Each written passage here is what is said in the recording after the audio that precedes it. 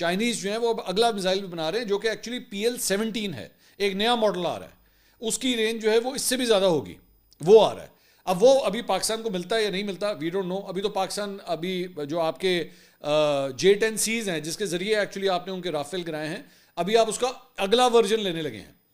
उसका अगला वर्जन अभी पाकिस्तान जो है वो लेने लगा है, और मेरी इतलात के मुताबिक पाकिस्तानी पायलट्स जो हैं उस अगले वर्जन की ट्रेनिंग कर चुके हैं, या तो कर रहे हैं या कर चुके हैं, समथिंग लाइक दैट।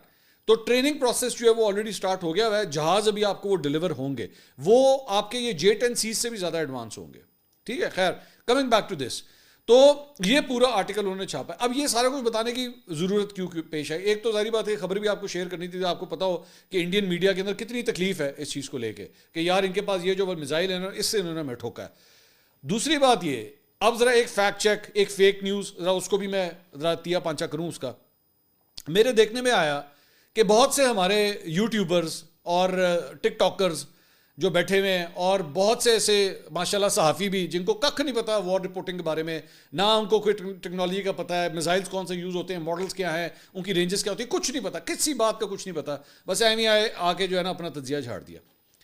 और वो फेक न्यूज़ क्या है कि जनाब हमारे जहाज़ गए और इंडिया के उन्होंने फलां जाके जो है वो एयरबेस जो है वो तबाह कर दी, और वहाँ से इंडिया के जहाज़ आए और साढ़े वाले एंज करके निकल गए, और एक भी गोली नहीं लग सकी, उनके पता नहीं इतने आ गए थे, हमारे इतने गए थे। अब मैं आपको असल बात बताऊं, पाकिस्तान का एक भी जहाज़ जो है वो बॉर्डर क्रॉस करके नहीं गया।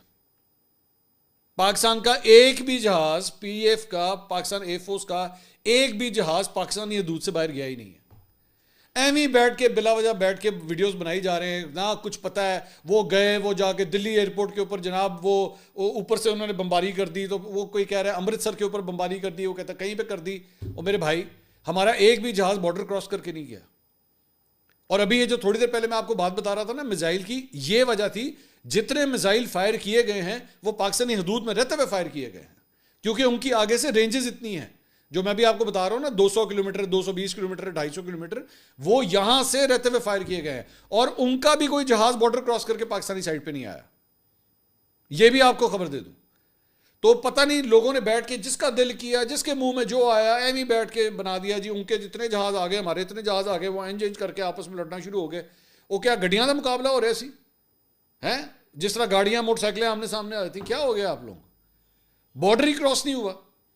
ये बॉर्डर वो अपने जेहन में ना बिठा के, जैसे कोई 1965 की या 71 की जंगें हो रही हैं जिसमें डॉग फाइट होती है। अब डॉग फाइट क्या चीज़ होती है इन्होंने समझने कुत्तियां की लड़ाई। डॉग फाइट जो होती है वो जहाज़ों के बीच में होती है, बिल्कुल जिसमें आमने सामने आ जाते हैं।